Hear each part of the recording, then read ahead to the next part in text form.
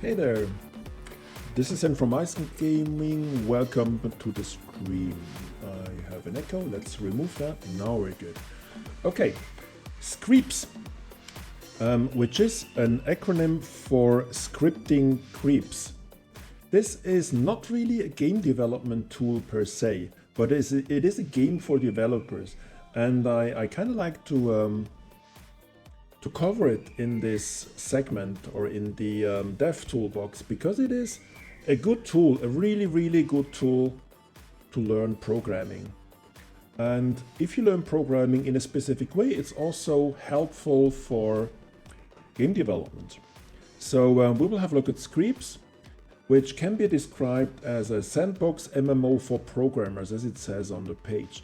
So let's start the game and then we go through the setup and how I do it and how you can start out and all this kind of neat stuff. Now we look into the code and what this thing actually does. Okay, let's give it a go. Screeps comes with a launcher that allows you to have two options. One is play Screeps and one is launch dedicated server. Go for play Screeps. The dedicated server is something for later, so we'll start to play Screeps. This will start the game, load the game and start it. And once the game is loaded, you have a few additional options to make it work. Okay, this is how it looks when you start the game, when you do a fresh start. Now you can connect to the official servers. This is the servers that the game developers provide. You can play there, you can compete with other players, you can have fun there. You can also play on any of the community servers. But what I would recommend when starting out, when actually getting into the game and starting to understand it and learn it and all its intricacies, I recommend to actually work on your own private server. So what we do first is we will start a private server localhost, so start server. This will start the engine and we're good already. So now the light here has turned green and we can start the game using our local server. I'm doing that because of one simple reason. As I'm still learning the API and learning the game, it is advisable to do this on your own server because you have one advantage. This is a simulation. It has ticks and each step in the simulation takes time. So it is not uncommon that you let the server run for several days for things to develop, for your colony to grow and all this kind of neat stuff. So this is the screen you will get when you start up the game. There's welcome to a private server. You can add mods, you can do all that. Let's click OK. And the first thing that we need to do is we need to select a tile. This is the world. There is 4 bots that are running alongside your playing or your colony. And they're controlled by the computer, and it's your job now to select a tile where you want to have your colony located. So let's actually go for this one. Now, there's a little tip if you select one of the tiles. One advantage that might be important to have a look at is that these yellow dots, these are energy sources, that they are close together or in a readily accessible spot. Now, these are here, they are close together, but they're not really accessible because there's a lot of immovable, impassable area. Let's try to find something better. I kind of like this one. Okay, let's go for this one. Now I have selected the room. The first thing I need to do, and the only thing I'm doing manually in my case, is I place my spawn point. And I select the spawn point either between the sources, so travel is short between source and spawn point for the energy transfers, or I place it in an open area where the distance is as short as possible. Since I'm building over time, since I'm building a lot of structures, I'm placing it in a more open area like this here. So click. I always name it spawn 1 because I'm referring to that name in my codes. Click OK, and the whole thing gets going. Now, these things that you see roaming around here, the first one, these are the creeps. Now, this is why the game is called scripting creeps. You're scripting these little creeps. You're actually programming the AI, the control system of these little creeps that run around and do things. Now, if you look at the map, there are several things to take into account. One, the spawn point, I've already explained. This is where the creeps spawn, and this is what I think you have to set it manually. I haven't found a way to programmatically do it. So you set a spawn point, and this spawns the creeps. Now, another thing, you will see these yellow dots on the map. These are the sources, the energy sources. You will need energy for everything you do. To spawn additional creeps, you need energy. For these basic creeps, you need 300 energy. You can click on them and it gives you basic information. Now, if you click at the creep, you will see that the owner is Zen, this is me, the name is maintainer and the number. The position is the position on the map, the current position. The time to live, they have a limited lifespan. The fatigue, this is for travel, and the carry capacity. Also, the most important part actually here is the body. This is how the creeps are put together. They have multiple parts, body parts that you can assign to them. In this case, I have assigned a work type body element, a carry type, and a move type. So it can work, it can harvest energy, it actually died, so let's take another one. Work is able to collect and transfer energy, for example. Then we have the carry, which is carrying the energy. You will see that here, the capacity, the storage capacity. Then we have the move, which allows you to obviously move around the map. Now, this is what these can do, and you can have up to 50 body parts in larger creeps. In my code, in my AI, I'm scaling them up to 6 body parts right now. And this is something which is quite difficult to do right. The spawning is one of the most intricate parts of the thing. When do you spawn? Which type do you spawn? And so on. Okay, but let's go back to the elements. You have seen they will give energy to this little thing. This is the controller. Every room automatically has a controller. And if you give it energy, you control it. So the owner is now Zen. It is level 2. I've already raised it for 1 level. And once we reach 54,000 energy, we will go to level 3 and so on and so forth. If you don't constantly give energy to the control point, it will decay over time and you will lose levels. So one thing is to level up from level 1 to level 8. 8 is the maximum. And you need to do some upkeep. You have to give it energy to sustain a level. If you don't do that, the level will degrade. It will drop down level by level until it's back in 1.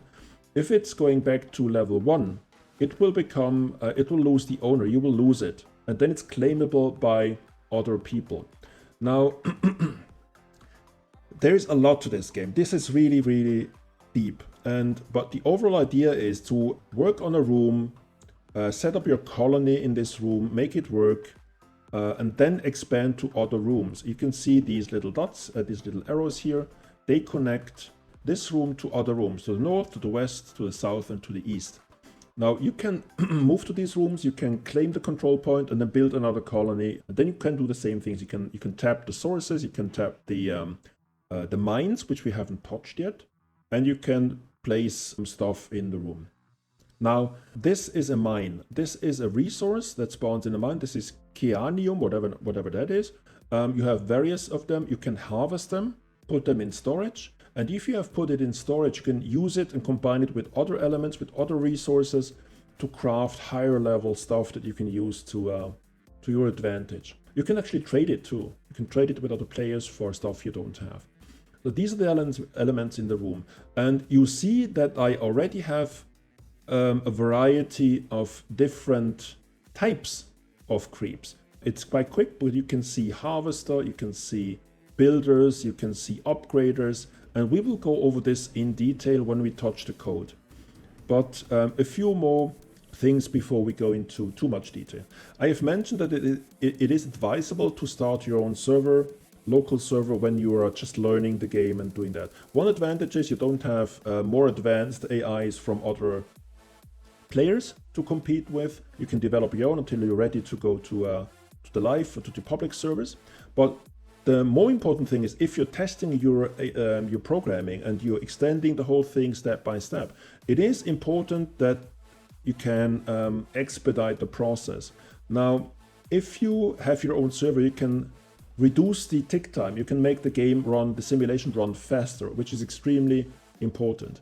Now, if you want to do that, go to the server, which you see down here, click on CLI, which is command line interface, and type system set tick duration, and go for something like 50 or 100 or so. It will give you the reply OK, and now the simulation speed is sped up. This is already sped up. I kept the settings from the last session. This is why they're running so fast. Usually they're far slower. So if you're testing out your script, this is really helpful because the whole simulation goes faster. You get quicker into the next levels, your controller levels up more quickly, and you can test your script in a better way, in a quicker way. One last thing I want to address is that we have already started to build structures. Let's make this a little bit bigger so we can fit all the necessary stuff in here. Okay. We have started building structures. The builders that I have built, the Screeps with the role builder, they build structures on the map. Now, the first things you will do once you have unlocked level 2, the second little element here shows that it's level 2. You can also click on it and see level 2. This is the controller level. Once you have reached level 2, you can actually create extensions. And an extension is a storage area for energy. It extends the spawn. Now, per extension point, you can save additional 50 resources. You see there's a progress, so you need 3000 energy to build it. This is almost done. I think this will be the first one to be completed. Let's wait until it's completed, and you will see that it will turn into an extension, and then it will be able to store energy. The idea is that you build construction sites and give them a role. For example, these are construction sites of type extension, and once they're completed, they will become extension points, and then they will be able to do their jobs like storing energy. So at level 2, I can add 5 additional extensions, which allows me to store an addition of 250 energy. The spawn point has 300 energy, and having 250 more allows you to build bigger creeps or do other things, build structures and stuff like that. So the most important thing if you start out is have your creeps build these extensions. And as you see, I'm not doing anything. This game doesn't really have a UI. You can't click stuff except setting the spawn points. Well, there's a caveat to that. You can place structures manually. If you click on this icon, you can select the structure and place it. But it's actually preferable to do that via code, because then you can automate it. You can go away from the PC and the code will take care, the AI will take care of that. Now, there is a bit more to the whole thing.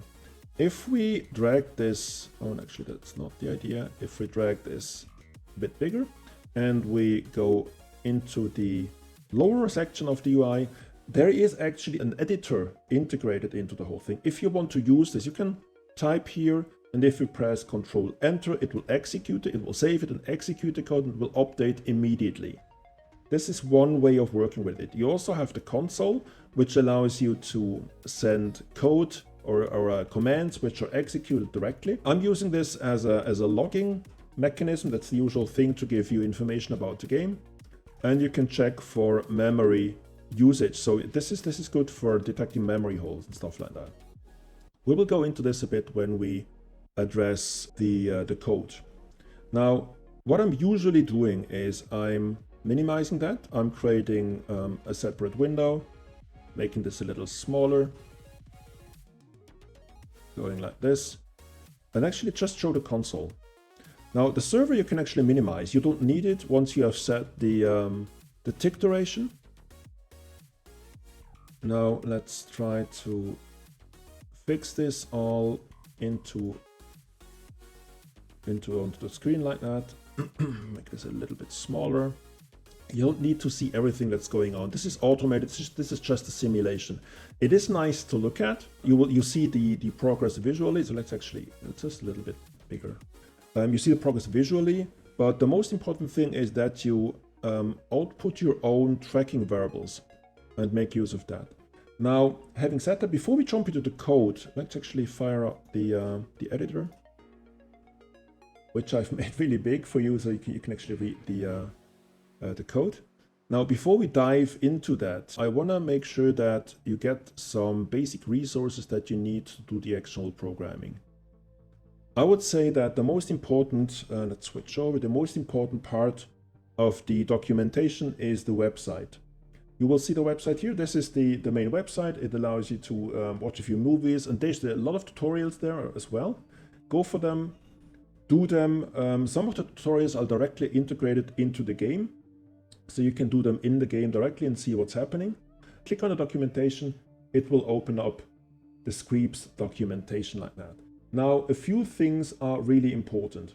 One is, if you go to documentation, go to the introduction creeps, and the first thing you need to understand is called global control level or room control level.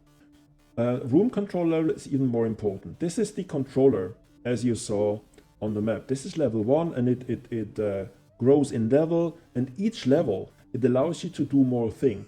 So the first thing you want to understand is, how does the controller unlock possibilities, unlock new things that you can do in the game. For example, on level 1, you have 200 energy. You have you need 200 energy to push it to level 1. You can do roads. You can do 5 containers. You can do 1 spawn. This is what we did so far. On level 2, it already needs 45,000 energy, which takes a while. You can do 5. You can do roads. You can do 5 containers as well. 1 spawn as we had before, but now you can do 5 extensions with 50 capacity energy each. You can do ramparts, which is a protective area around your structures that doesn't let enemies pass. And you can do walls. Walls are solid structures which are impassable, except by roads that you place. But placing these roads over walls is extremely intensive and expensive. Now this goes on like that. You can unlock level 3. Hey Jodorowsky, how's it going? You can unlock level 3, level 4, up to level 8. And each level unlocks a new ability and a new possibility.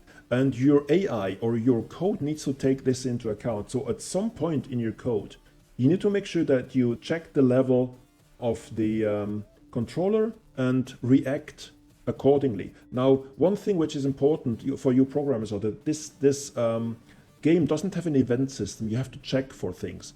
There's no event raised when the controller reaches level 4. You have to check for it. You have to go and check for it. So this is an extremely important thing to know. And you will actually structure the development of your AI and of your creeps and of your colony over time based on these unlocks. As soon as you can, you want to have these extensions because they allow you to store more energy, and having more energy allows you to create stronger creeps, and so on and so forth. This goes up to level 8.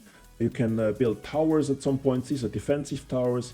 They can kill enemies, they can repair structures which are nearby, and they can also heal units if they have lost hit points for some reason. And so on and so forth. Storage, this is for resources, and so on and so forth. You can read this. This is important to know. The next part of the documentation that you need to understand is the API. Now, the API documentation is actually the critical thing because this game does nothing if you don't program it. The only thing that the game does is provide you a skeleton code segment. The rest you have to do. You have to program it, you have to do the logic, you have to do the AI logic. A few things that I would recommend reading. First is the global objects, the game, then the creep, the prototypes. The creep is important to know, and the rest comes as you go along. Also, if you look at the API, one special segment that's really important is the constants. So if you go for the constants, this is where the, let's just make it a little bit bigger, so it's actually readable for you as well, hopefully. This is the global constants that you need to do almost anything. You needed to find resources on the map. You needed to construct things. You needed to tackle errors. Everything like that is defined kind of as a enum in this constant area. Then one final thing that I would like to point out is the wiki. There is a wiki on fandom. Go for Screeps fandom.com wiki creep, as it is shown here, and this gives you additional information on the game, some kind of best practices, some kind of code sample, stuff like that. One important thing, for example, on the body parts, which I've mentioned a few minutes ago, is here you have the cost of these. This is the energy cost if you build a creep that they will cost. So, for example, as you saw, we have built creeps that have 3 body parts: move, work, and carry. This would cost you 200 energy to construct. So 200 energy for one 3-part creep. Now, this is the main thing that you will need when you go for learning this game, and it has a learning curve. This game is surprisingly deep. As I've mentioned, as you unlock the controller, you have more capabilities that you need to take care of, and you need to program the logic for your AIs to do that. You see that they have now, my creeps now finished building the extensions, and the extensions are filled with energy. You see energy 50-50, they have hit points, so they can be killed, they can be destroyed by enemies. But so far I have all of them filled with energy, which means I have, let's see, 450 energy right now. And this allows me to build additional creeps, build stronger creeps, or rebuild creeps which have died. As I mentioned, creeps have lifespan. They don't live forever, they have a time to live. I think it's 1500 ticks. Okay, this is the basics how the whole thing works. Now, if you have mastered the control and the management of one room, which is this thing here, you will expand to other rooms. Your goal is to dominate the player, dominate the world, so to speak. So if you go to the world, you see how the whole thing is set up. This is the whole map. These are in the corners, as I mentioned, the computer controlled AI systems. This one is mine. This is the room, whatever, owned by Zen. If I click on it, I get back to my little room and can look at my creeps doing their work. Okay, I have mentioned that the game doesn't offer any kind of input except that you can build structures. But as I mentioned, the only thing I am building when I start a new game is I place the spawn point in a location and that's it. The rest is the job of my AI. And currently my AI is able to go to level 6, controller level 6, which takes several days, or at least 2 or 3 days. And from then on, I've ran into a problem which I have to solve, and this is my current status. Okay, there's a question from Journal. Let's actually make it readable. Okay, can the AI program its own optimal color behavior? Reach higher levels. Actually, the thing is, you write the code, but you need to make code adaptable. So you need to write code in a way that it adapts to the development of the colony. That's actually your job as a programmer. But having said that, the game allows you to require or implement external libraries.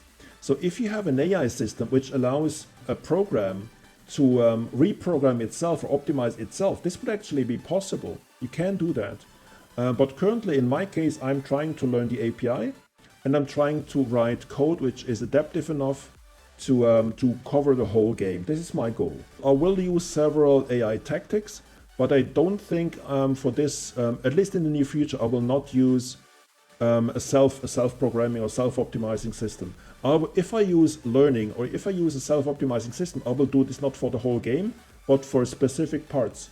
Like it would be a role of a creep or anything specific.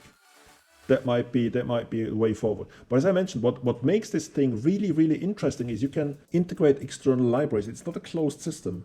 You can go and implement Torch or even TensorFlow, whatever you want to do, if it gives you a benefit. The only limitation that you have, and you see this up here, is actually your CPU. They limit the amount of power that you can use for your code. So you cannot write the ultimate AI which needs a data center to run. You have to be extremely efficient. and you have a limited amount of memory. Currently, my script is extremely efficient. It uses 3 CPU out of 100 that I have available. And but later on in the game, we will see that my code requires more and more CPU because, let's say, at level 4 or 5 of the controller, I have 20, 30 creeps on the screen. It is quite cool, I agree. The thing is that this is extremely powerful, and I haven't even touched other aspects of the game. So we have the room that you need to control, we have the world, you can expand to other rooms, you can even trade with other systems, with other AIs, with other players, so to speak. I haven't even scratched the surface, and I already have 130 hours in this game. But this is a bit misleading. I've not spent 130 hours programming, but I'm letting the simulation run overnight to see the progress, because even when I sped up the simulation, as I've shown you in the beginning, even then it takes hours and days for the system to develop. You see, we have, let's say, almost level 3, and we're already half an hour into the stream. So it took half an hour of 25 minutes, let's say, from 0 to level 3, and this goes exponential, it's not linear. So you need far more time for the next level, and then again far more time for the level after that. What you will see once we have unlocked level 3 here, and actually it's bigger, the third segment here will unlock additional capabilities, and you will see that there will be additional extensions. If we go to level 2 here, you see 5 extensions, 50 energy capacity each. At level 3 we have 10 of them. So I'm able to build 5 more of these, and then again I have more power, I have more energy in my stores to craft bigger creeps or build structures, stuff like that. And you will see this thing will develop over time. There will be more structures. I will build towers automatically over time. I will build storage system and so on. Okay, next question. So I can code these creeps to act as real-life insects, for example, ants. Exactly. You can do that. You have the power. By the way, the programming language we're using, as you see here, this is JavaScript. You're using JavaScript, which is quite in syntax a bit similar to C++, but JavaScript is extremely accessible. And I have to say, I'm not using a linter, which means that the code is not optimized for format. I'm doing this all by hand, so there's no linter involved. But you use JavaScript to program that, and you have everything that JavaScript offers, you have at your disposal. You can use the API that the game offers in any way, shape, or form that you see fit. But you have to use the functions as they are. I even heard or read that you can extend the API with your own stuff. This makes it extremely useful and extremely powerful. So yes, you can make the creeps as intelligent as you want, and you can go for a central control system like I am currently, or you can go for autonomous agents, which means every creep has its own decision making, has its own ideas, how things should work, stuff like that. You can approach it any way, shape, or form that you like. And as I mentioned, again, it is possible to include third-party libraries to do that. Now, since we're talking code, why not have a look at the code? If you start the game, the only thing that you get is main.js. This is the main JavaScript thing. And this module has one function, which is the loop function. The loop function is the so-called game tick, which means every simulation step, everything which is in these braces in here is executed. Now this is the so-called tick, and this is the place where you do your programming. You mainly do your programming. Let's move this a bit to the right, to the left, so we have more space for the actual code. Okay, now, as I mentioned, you can use the editor in the game. I prefer to use Visual Studio Code. This is my editor of choice for anything, so I'm going for that. And I have a traditional developer setup done with this thing. So for example, I'm using Git. I have a Git repository. I'm doing commits. I'm structuring my code in this way. I can do rollbacks. I can do all the neat stuff that Git offers. And I can document my code. I can make it available to other people. So this is why I'm doing that. It is like watching The Matrix live while coding. Yeah, it is real time. Yes. So you might have missed the beginning, but I'm using my own local server. Actually, I've closed it down. So this is the server. This is the local server. And what you can do if you have your local server, you can set the tick duration. You can make the simulation faster, which gives you a good testing ground because your progress is fast. You don't have to wait days or weeks to reach level 6 or something. You can go for a few days. So you save a lot of time if you go for your local server, then set the increase the simulation speed and just let it run and test your script. And once you're ready for prime time, you can go to the public servers or go to one of the community servers. It is like watching a Matrix. It is really cool because it is like watching a movie. I love just watching the creeps doing their thing and then dying, getting rebuilt, and you do level up and you see they do new things. They take advantage of the new controller level.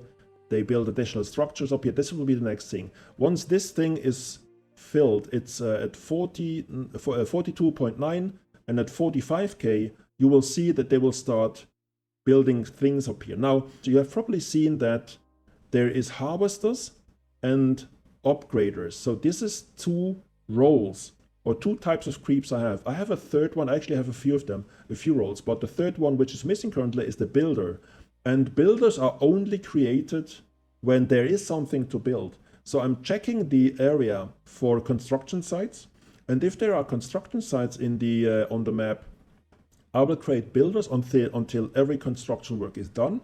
And then I will not respawn them. I will just let them die and build other creeps. So this is optimizing energy. And this is also optimizing memory. Because as you see, you have limited memory. I'm using almost nothing right now, but as you go along, you will increase that.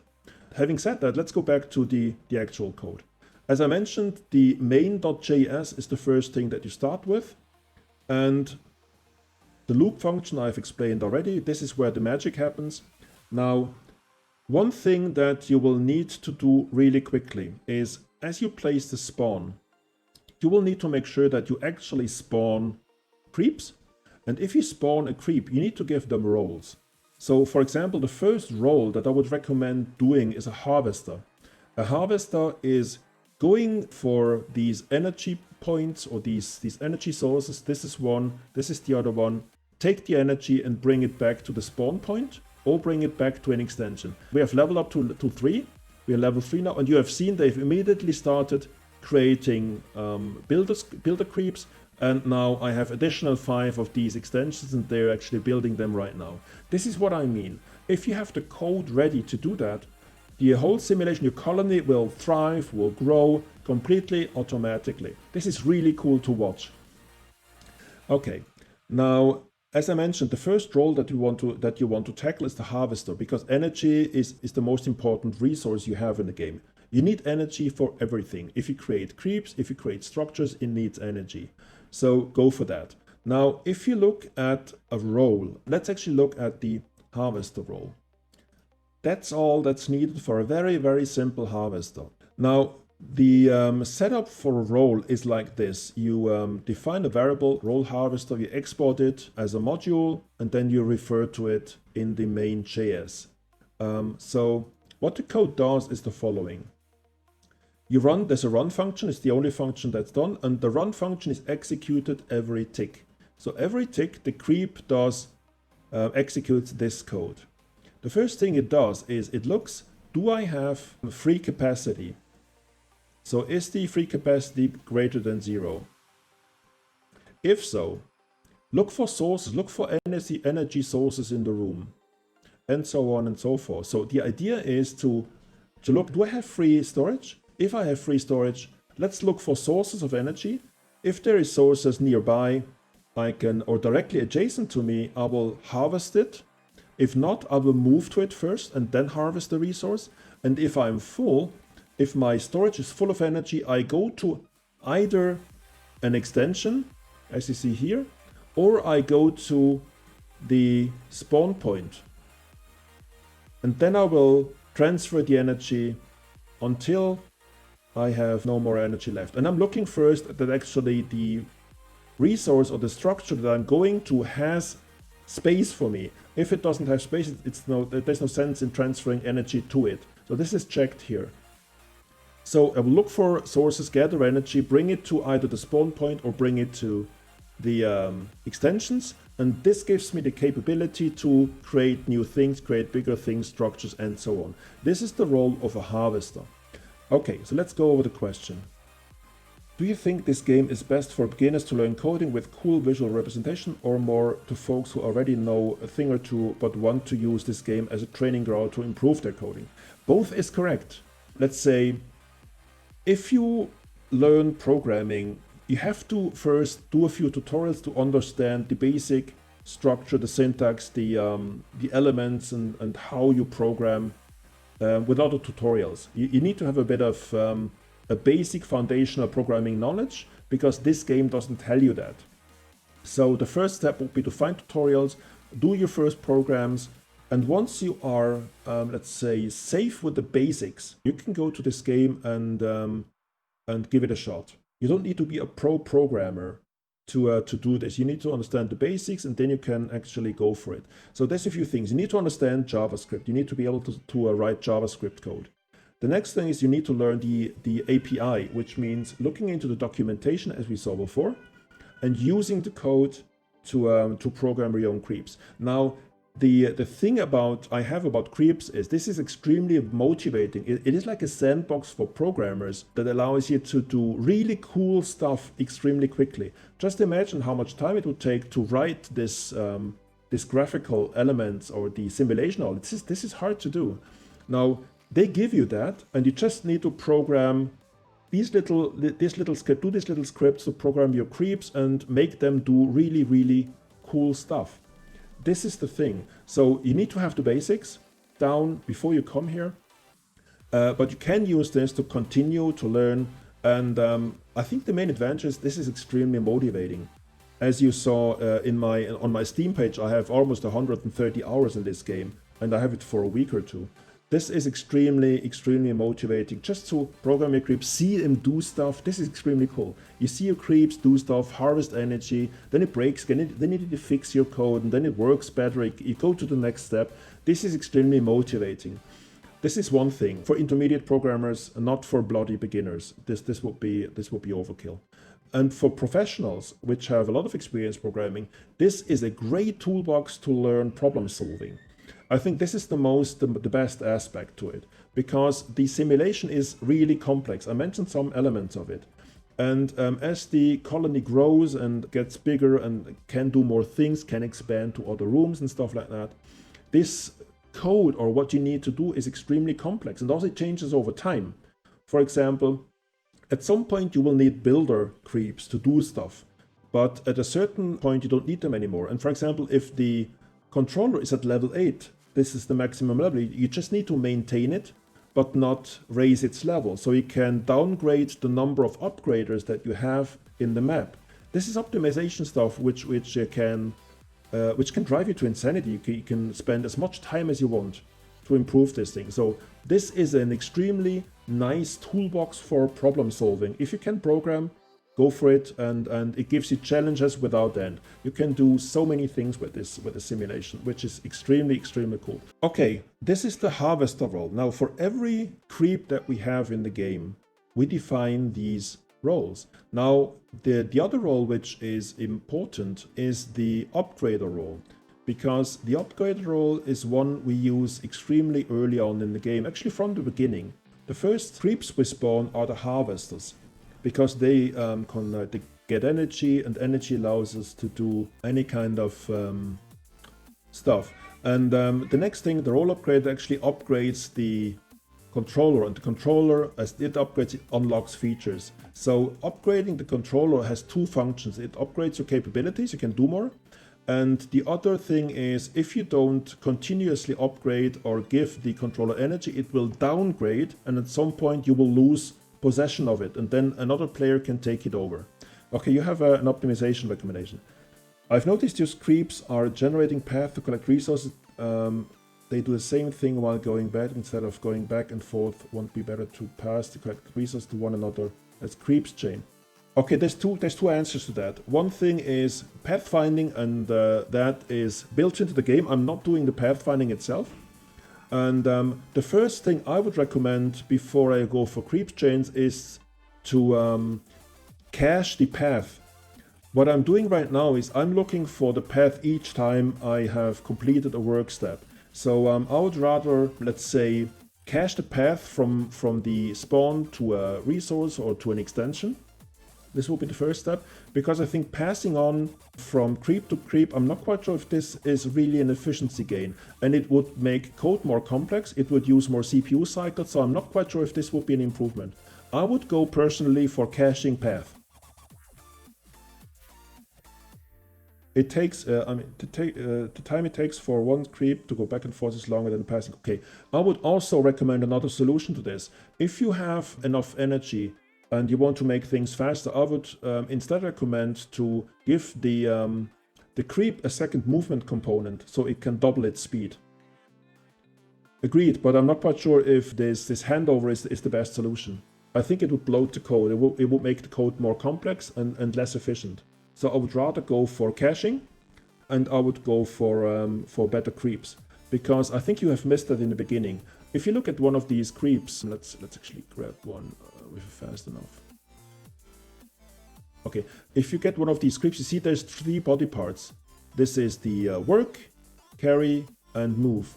If I want to have stronger or better creeps, I can have up to 50 body parts. So I can give them, for example, if I want to have 10 body parts, I can give them 5 movement parts, and they're extremely quick then. This will probably be more efficient than doing the handover.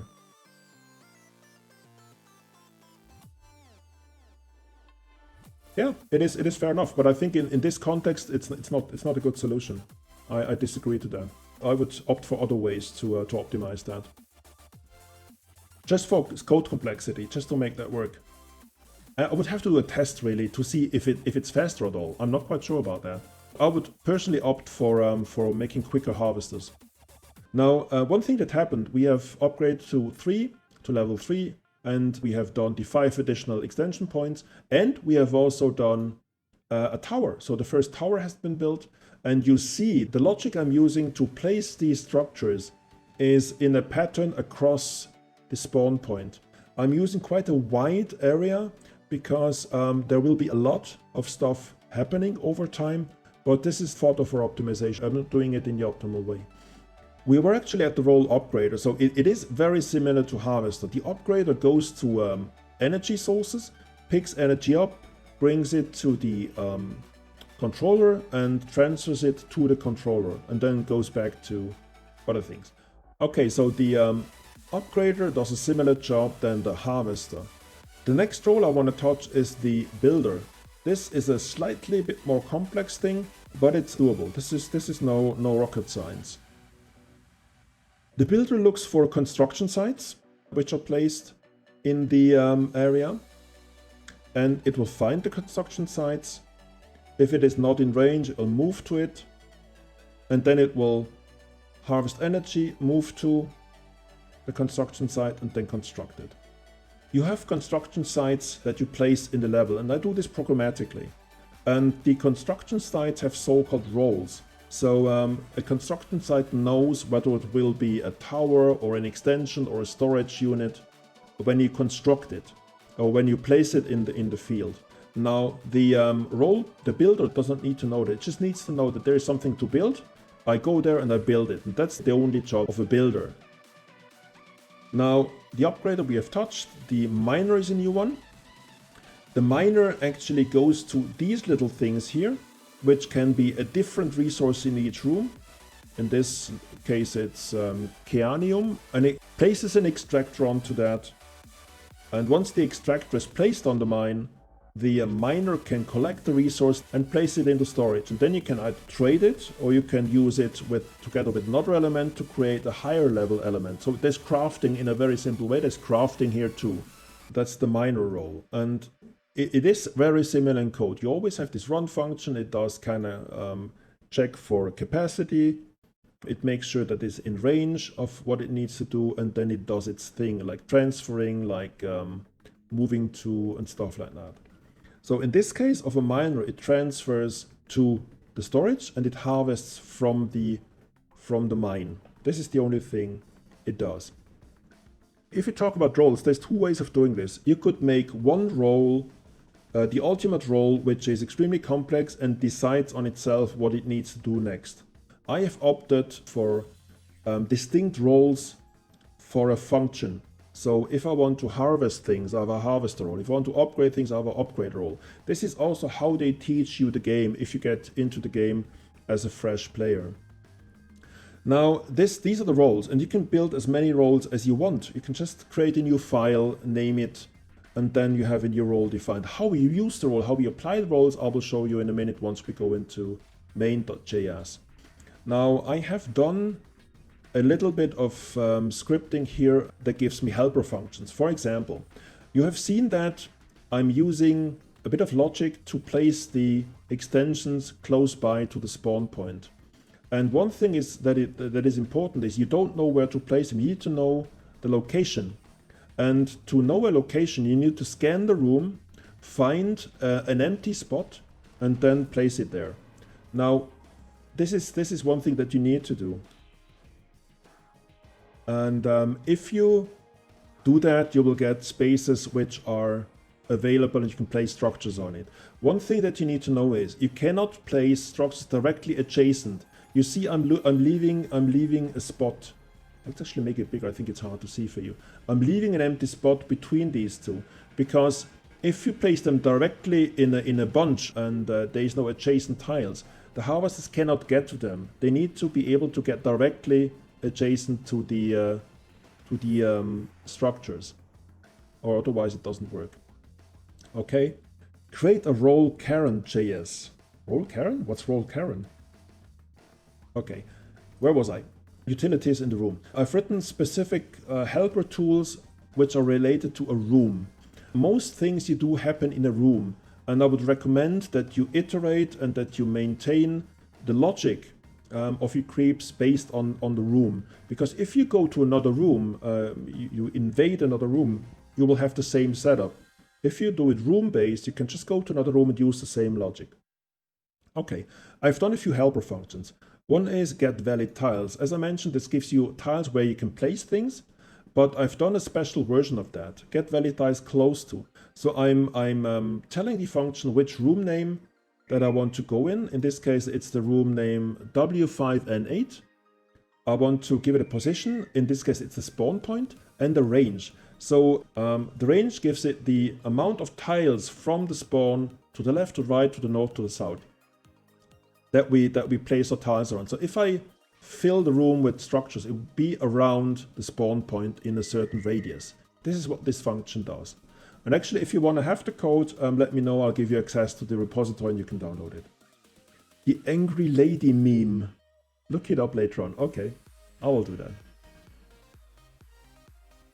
Okay, that's that. And another function is get broken structures, because at some point I was trying to implement maintainers. This is a role we haven't covered because it's currently, I think it's broken. I need to fix it. So get broken structures, anything that is broken, which means it has less than the maximum number of hit points, needs to be repaired, or it will degrade and die, so to speak. So I use this function to see which structures in the level are broken, and then I will send a maintainer to it and fix it again. The other thing is, does the room have construction sites? If it has construction sites, I will need to build creeps with a builder role so they can actually build the structures. If not, then there's no need for me to build builders and let them just as idle there because they have nothing to do. The next function is find minerals. Let's find the minerals and put this into an array and return it for use in the main loop. I agree, it is a very cool game if you enjoy coding. And as I mentioned, I think the best part of it is the motivation to keep going and solving problems. If you're keen on solving programming problems, this is brilliant. This is really cool. Okay, this is a helper function, a few helper functions that I've written to help me get along this thing. Now let's look at the main.js. As I've mentioned, the most important function in this code is the loop function. Now, the loop function is, as I mentioned, the tick is executed every simulation step and does all the magic. Now, if you want to make your roles available to the loop function, you will have to import it.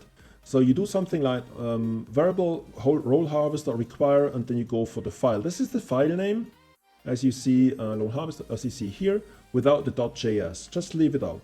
Just use the file name without the extension and import the files which contain the roles. The roles are assigned to variables, and then you can use the variables of the roles to do things. The same is true for the room utilities and every other utility stuff that you do. This is a general utility I've written, just the simple stuff that I need to do. You can define global variables that are available in all sections of the loop function. And some of them are actually quite important. I think the first three are good to know. We can skip the other ones. But the first three are important to know. If you remember that we talked about the looping and the tick function of a game, the tick is executed extremely quickly. For example, several times a second or several hundred times a second even. This is extremely fast. Now, if you do a lot of stuff in this frequency, this will blow up your code. This will make the simulation extremely slow. So if a tick takes a minute, because your code is so complex, then the whole thing bogs down and it makes it extremely inefficient, and you will run into CPU issues really quickly. So one thing that you can do to avoid that is make sure that only the code that needs to run every tick is actually executed every tick. And this is where these variables come into play. The spawn tick delay, the structure check tick delay, and the info tick delay. So spawn tick delay means I'm checking for spawn activity, or doing the spawning only every 50 ticks, not every tick, every 50 ticks. This saves a lot of CPU power. This saves a lot of time for each tick. Now, the structure check, let's say checking for new structures and placing new structures, stuff like that, is done also every 50 ticks. And the info, which is actually what you see here in the console, the info output is done every 20 ticks. I could raise this up to a higher level, but I currently need, because I'm debugging a lot, I need to have the variables more quickly. So this is something you can do to save a lot of CPU power, a lot of calculation steps each tick. Let's do that. I would recommend doing this from the get-go, from the start. Okay, now let's go over some parts of the main loop, or of the loop. The first thing that you need to do is a bit of memory housekeeping, and this is part of the tutorial that you go through when you start the game and go through their initial tutorial sequence. The memory housekeeping is important because for every creep, because they have a limited lifetime, they need memory, and if they die, they still occupy the memory. So you need to manually clear the memory that the creep has. What you do to achieve that is you go for a check, and if the creep with a given name is not in the game anymore, delete its memory. That's all there is. And I'm pushing that to the console so I know when a creep has died and when its memory has been cleared. This happens quite frequently. As you saw, these creeps only live 1500 ticks. You see this is 500 or 400 to live, and then it will die and you need to replace it. So the memory management and the memory housekeeping is done as a first step, and this needs to be done every tick. Now let's go to the spawning logic, and the spawning logic is probably the most complex, one of the most complex parts in the whole thing. And we will see in a bit of time why this is the case. Now, the first thing I do, I check for game time is greater spawn time plus spawn tick delay. Okay, writing code that runs longer than tick delay is like a nuclear reaction. You are about to get your core to Chernobyl. I want to see your cores to explode. Well, let's see. I actually managed to do that. Also, one thing which is important to know, everything you do in here, once you save the file, it's directly updated in the simulation. Directly, there's no delay. So if you make a mistake and you have a syntax error or something, it will show in the log, and the game will get jittery and all that. So we need to take care that you only save when you have the code that you want to write completed. So in this case, I'm trying to finish a segment and then save, because the update is immediate and I don't want to break my simulation. Okay, now this is the spawn area of the tick, which runs every 50 ticks. There's a title for the output here. You see tick structure and stuff like that, tick spawner and all these kind of things. And now it goes through all the rooms. As I've mentioned, it is advisable to base your logic on rooms. since this is the first room, but it mustn't be the only room. We can expand to other rooms, as you see with these things, and as you see on the world map. You can expand to other rooms and take them over and harvest stuff there as well. So this is why I'm looping through every room. The logic I'm covering for the spawning is done in every room separately. Since I have only one room, this is just once. The loop is just executed once. If your code is bad, your simulation gets broken completely, no way to roll back. It doesn't really die completely, it gets jittery, and it will throw exceptions and stuff like that, but usually it's not dying completely. In the worst case, if you create an infinite loop, the simulation will stall. And once you have fixed the problem, it gets smooth again. But I've never had it so far that the simulation died completely. So this is also a reason why you would probably want to build your basic stuff on a local server, because you can easily restart it, do whatever you want if the whole thing breaks down completely. But I didn't have that so far. Okay, so I'm doing the spawning for every room. I'm checking for the current energy because I'm basing some of the decision on the available energy in a room. So for spawning, as I mentioned, I need energy. The bigger the creeps are, the more energy I need to spawn them. So I will need to take care of that. Currently, I'm doing this really, really simply. What I'm also doing is I'm looking for the number of creeps of a certain role. So I'm looking for all the harvesters, all the upgraders, all the builders, all the maintainers, all the miners in the room, put them in an array, and then do stuff with them, as we will see later on. I'll also check the controller level of this room to base some other decisions on. So if harvester's length, which means the number of harvesters in the room, goes below a certain number, I will spawn a replacement. As I mentioned, the creep die over time anyway, so I need to make sure I have logic in place which replaces them when they die. This is the code for doing that. To add one level of complexity based on the available energy, I'm either spawning a small one, which would be the standard, a bigger one, or even a bigger one. As I mentioned, you can make bodies up to 50 body parts, but usually I'm going between 3, I think 5 and 6. So I'm extending this logic, I'm making it more efficient and extending this logic to go even further down the road and do really, really big creeps. This is taking account the number of creeps of a certain role in the area and the available energy, and it spawns the requested creep down here. Now the new name, the name that we define for the new creep, is the type or the role plus the game time. This is a simple way of just making sure the name is unique.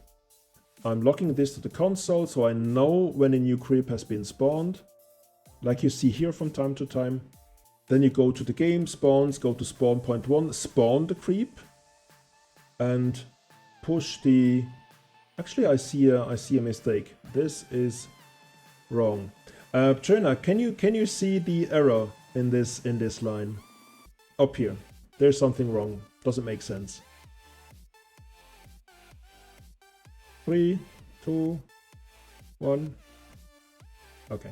No, it's kind of hard to do that. Now you saw that I'm defining the body setup here with an empty array.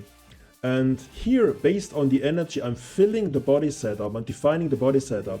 And down here, I'm doing the body setup manually. This is actually a fail. Now I save it, and now it will be updated completely. Since I didn't do any mistakes, since I haven't made an error, you don't even see a hiccup. It just runs, continues, stuff like that. Now there will be, this is actually a good thing that I'm looking over the code right now. I haven't seen this bug for days. To explain the bug, what I did here is I defined bigger bodies if there's enough energy available. But down here, when spawning the actual creep, I didn't use the variable that I've set up. I used the standard, the minimum body size.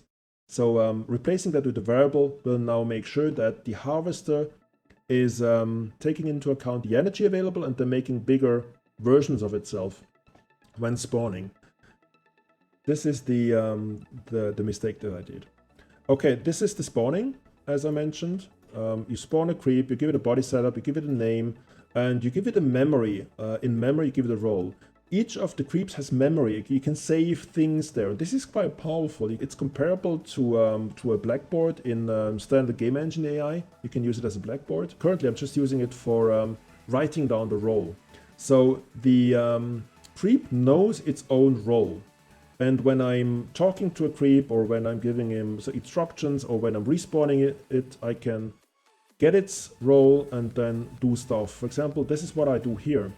I look for the harvesters in the game and I'm filtering by memory role. This is what I'm doing to filter out the creeps of a certain role, and this is how I set the role variable in memory of a creep. Now this is for the harvester. We do the same thing for the upgrader role. So per role I'm doing the loop, and I'm alternating some parts of the spawning process. Most is the same, but in some cases the setup, the body setup is different. In this case it's the same, but in this case it's not. So if I want to build a builder and I want to have a bigger body structure, it doesn't make sense to make it carry more energy. It's used for working, so let's use 3 work units, which triples the speed it can build structures in. So this is the logic how things get spawned right now. This is still extremely basic. Down the road I have so many problems that comes from this that I need to refactor this probably several times. Now one thing that I need to take into account is, as the game progresses, the need for certain types of roles changes. So as I mentioned, if there is a structure, a construction site in the level, I need to create builders so these construction sites get actually built into the extensions or storages or whatever I want to have. If there's nothing to build, I don't need builders. If there's nothing to maintain, I don't need maintainers. And if there is no mine, if the mine is depleted, I don't need miners anymore, stuff like that. And also there's something which we haven't covered completely so far, this combat. As you saw in the map, there's other AIs, and at some point they will come for you. They will try to take over your room if the simulation goes on long enough. So this is something I haven't even tackled. Now, if we go into the combat side, there is several roles. Let's switch quickly to the wiki. You see that there's body. These are the body parts that are available, and this is the cost that I have to build if I want the body part. There's move, work, carry, and there's also attack, which is a melee attack, and a ranged attack, and heal, and tough. Tough is just if you add armor to it. It makes it tougher. It makes it more resilient to attacks. Gives it more health points. So 1 tough gives it an additional 100 hit points. Now this is how I would build a tank, for example. I would give it a few of the tough body parts. I would give it an attack and a ranged attack, and then I would build it out and spawn it and let it do its work in the level. So there's combat. There's also healing and repair that you can do in the game. You see the structure here. This is a tower. A tower can attack an enemy, it can heal a friendly enemy, and it can repair a structure by remotely. Now this is another aspect I haven't touched so far, so I haven't gone into combat at all. Except that I've placed a tower, and if an enemy creep comes nearby, it gets blown up. Another thing I'm doing while I'm in the spawning logic segment is I'm notifying myself, the programmer actually, what's happening. You can write to the log, and you can actually add icons and name tags and stuff in the actual game. You might have seen that if the creep does something, it quickly does say what it does in a little speech bubble. But since the tick speed is so high, you probably miss that. So if you run in normal speed, or if you're on a public server, you will see that if you watch the simulation.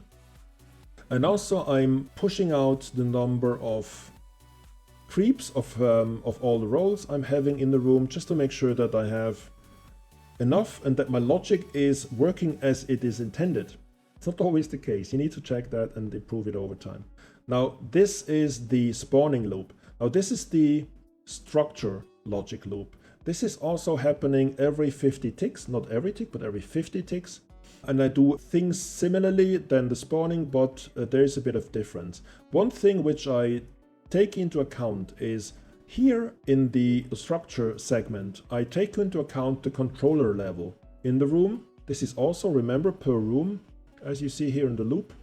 And I'm doing a switch on the controller level. So in the case of level 2, if the controller has level 2, I'm setting the target extension counts, which is these things over here, which can store energy, to 5. And for controller level 2, I usually need 4 harvesters, 3 builders, 4 upgraders, and 0 maintainers and 0 miners. Okay, if I reach level 3 on the controller, I'm going for a target extension count of 10 because I can build 10 of these with the level 3, and I'm going for 6 harvesters, 5 builders, and 6 upgraders, 0, 0. And this continues down the road, and so I'm defining the number of extensions I want to have in the room, and I'm defining the optimal, let's say, number of roles per room by defining these variables. Now, this is an intermediary step. At some point, I want to write a bit of code which automatically determines these and does this dynamically. I don't want to have these kind of complex assignments and do it manually. This is just by looking at the simulation and tweaking it by hand. I wanted to automate this. This is the next step of automation I want to tackle. Now, if you build a structure, and we are here in the structure loop, you need to place it on a valid tile. A valid tile means it's not on a wall, like these darker areas here. It's not on another structure. It's not on a creep, and it's not ideally on swamp. I'm not quite sure if you can see that. The green thing here is swamp. Actually, swamp is kind of a hazardous area which slows your creep down. It takes 10 times more effort to cross a swamp tile than it does a normal tile. So you try to avoid that. And actually, the pathfinding does a good enough job to navigate you around swamp. So you get valid tiles, and usually you want to have the structures close to the spawn point or close to a source, for example, because if you place it close to a source and have everything bunched together, the paths are shorter, and so the time to upgrade the energy is quicker. Okay, now this is just for debugging. I'm outputting the number of tiles I found, valid tiles I found. Then I'm going to filter out structure type, and then I'm building this. This is the code for extensions. So I'm looking for construction sites of the type extension. I'm placing a construction site in the room of type extension, and I'm giving it the name, but this is optional. You don't need to give it a name. And now I have a construction site of type extension in the room. And if I place a builder in the room now, it will automatically look for construction sites and build what it needs to do. And as I mentioned, what it builds is defined by the construction site. This is what we do here in this little segment. So we place a construction site on a valid tile, on a valid location, close to the spawn point in this case. We define the type extension or whatever you want to build, and then the builder can execute that. This is commented out because I'm refactoring the whole roads thing. You can build roads, and roads allow you to pass through swamp, for example, without losing the speed. If you have a lot of swamp in the room, it's beneficial to build roads. Currently, I'm having big troubles building roads in a meaningful way, so I need to go over the logic again and change that. Also, I'm doing special constructions. For example, at level 3, if the controller level is 3 or higher, I'm placing my first tower. I'm looking for a valid tile. I'll place down a construction site of type tower, and as soon as a builder gets to it, it will build the tower. There's a question. Do creeps need to wait for the other creeps to finish in order to return the resources? I'm not quite sure if I'm understanding this correctly, but let's have a look at the sources. To be able to get to a source, they need to have access by directly being adjacent to it. So I cannot go from this side, I can go from this side, from this side, and from this side. So 3 creeps in parallel can access this node. And the others have to wait. And once they have filled up their storage, they go back to and unload it to a free node.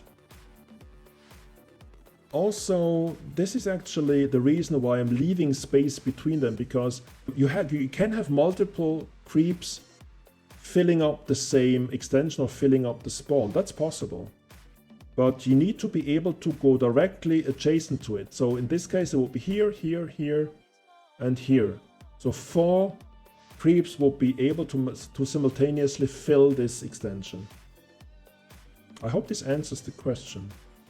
Optimization to not have them crowded, waste the time. Exactly. This is actually done by 2 things. You can do it by placing these structures in a smart way. This is exactly why I'm leaving spaces in between, because then you can optimize the potential access points.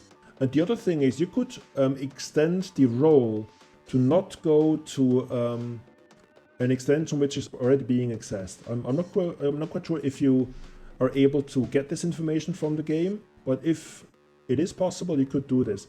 But I'm currently having the required effect by just making sure that the spacing of the structures is good enough to make them accessible enough. Okay, so I'm controller, I'm placing the first tower at level 3 or higher. I'm placing the storage at level 4. Storage means that I can place these mining stuff in them.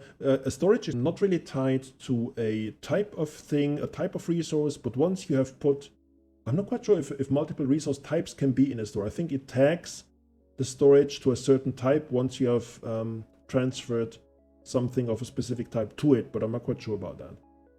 Okay, level 4, the storage. Level 5, we have access to the second tower. So at level 5, you will see my creeps will build another tower close by to the spawn point. And at level 6, we're actually able to access these mining sites.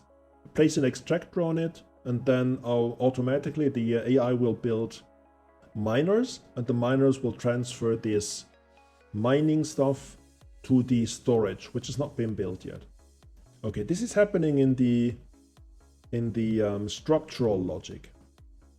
Now, there's a bit of game info that you have, which outputs stuff that I need to know to optimize the script, and also to give me information on how many creeps are spawned, or what energy do I have left. Because I want to, for example, know if the logic to create bigger creeps, if I have enough energy, actually works. And I can know that not only by clicking on a creep, of course, but if I see a decrease from energy from 550 to 100, for example, I know that it used 450 for creating a creep, stuff like that. And this gives me the information I need to determine that the bigger creep has been built, which would be how it should behave.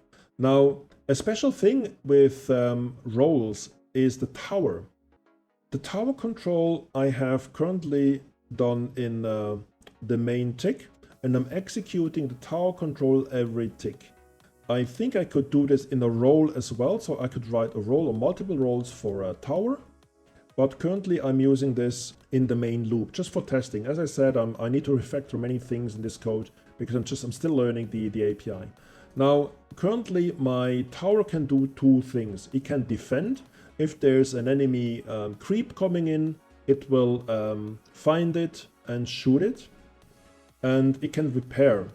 If it finds a structure which has hit points below the maximum number of hit points it can have, it is broken, and the tower will see that and repair it remotely. The logic for that is given here. I will not go over it, but you can have a look at that, or if you want, I can give you access in the repository on GitHub. Okay, there's another question.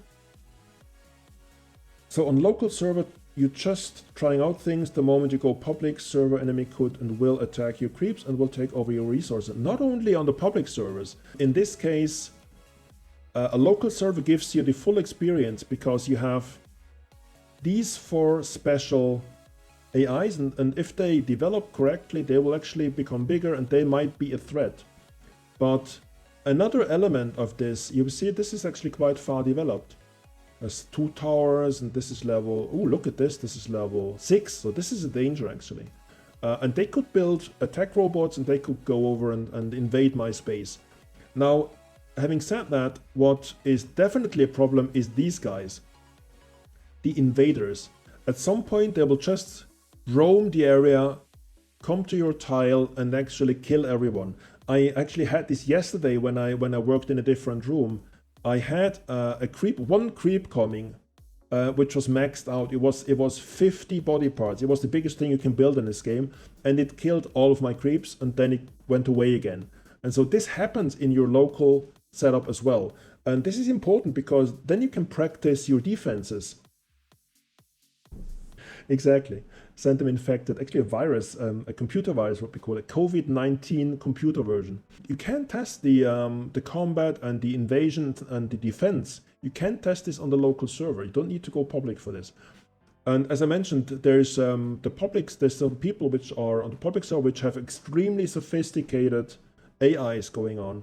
And I would advise to learn the API, optimize locally, and once you master all the aspects of the game, you can go public and then compete with other players, compete with other AI, and see which system works better in which way. This is the way I'm doing it because I wanna learn first and then go public once I wanna pit my AI against others. But also, if you want to, you can go to the public server directly, or you can choose any of the community servers to do that. See how bad your code is. Yeah, the usual thing. There's people I've seen extremely sophisticated stuff here.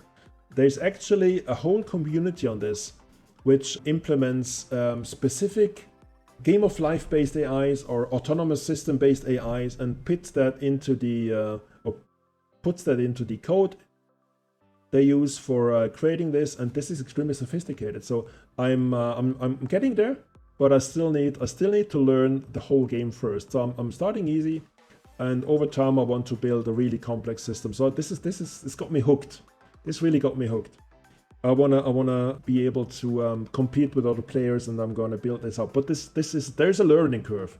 Just to understand how the game works and how you can have certain problems will take time, and it will take time because it needs a day or two. Just simulation time, even if you speed it up like this, you need a day or two for the simulation to be far enough to develop into a stage where you're at level 6 or 7 on the controller, which unlocks additional features, which allows you in turn to test additional features and make sure that your code is actually working. So yeah, it takes time just because of the simulation, but also because you need to learn the API, you need to learn how the whole thing works, you need to work around issues. And as I said, this is a brilliant place to learn problem solving. So there's another, Jenna, there are probably hundreds of thousands of agents that do code better than you do. There's still this feeling of competition. I still wanna be able to get there and tweak it, get a little better. First, on the first attempt, I'm going public, I'll probably be swamped and I don't know, invaded in 5 minutes or something. The next time it'll be 10 minutes and so forth. So the thing is learn and improve. That's how life works. And it would be boring if I would be the best from the get-go. I wouldn't learn anything. I know, but this is how I take the challenge. There is extremely sophisticated stuff out there. And there is a challenge. So if you go live, you will see that your code is probably, or my code in this case, is probably really shitty. But this drives me to improve it. And I think this is an MMO sandbox, an RTS sandbox, which allows you to do this in a really, really cool way. It is a trial by fire. Great. Hey Jerry, how's it going?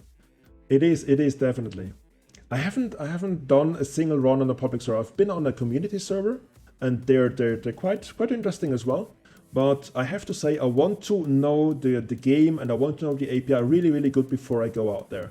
And I haven't even reached level 8 with my controller. I think I have let it run for 3 days and I've gone up to level 7 or something, or 6. I think even 6. Because the requirements are exponentially. Now I need 405,000 energy, and I'm at 1700. This will take ages. Just saying. And yeah, once I feel comfortable, I'm going to go for that. But I think the challenge, this is so exciting. This is really cool. And also, actually, most people are doing their code like I do. They're having their code on GitHub, And so others can have a look at it, can improve it, can suggest things, and can even use it themselves, improve it. So what I would find really, really cool if someone is interested, I don't know, in the Iceland gaming community or anyone else, to work together to build a really cool bot. Let me know, hit me up on Discord or on any other of the social media channel, and I'll invite you. We can work on that. I would love to work on this in a team. It's always cooler to work in a team. Before we complete the stream for today, I want to mention one more thing I haven't really touched, which is really, really important. We have seen that we have required the code for the roles. And one thing that we need to do is actually trigger the run function in the roles. You have seen that on the role, there's always this run function, which does the actual role logic. And triggering that is the last thing I do in each tick. So each tick, I'm iterating through the types, the role types I'm having. Currently, there's 5 of them. And I'm running I'm triggering the run function for each of them. This actually triggers the function that they have defined in their roles, each and every tick. This needs to be done every tick. Otherwise, they would be jaggy. They would not run smoothly. They can, yeah. Actually, if I'm open sourcing, I am open sourcing the code, so everyone can find backdoors and do that. But this would actually be an improvement. I would hope that they would tell me so I can improve the code, and if not, I would get eliminated extremely quickly, and then I would know that I have some kind of really, really crazy omission in my code, and I need to fix that. I think I covered all I wanted to cover for today in this little session. If there is no last question or last questions, then I will wrap up.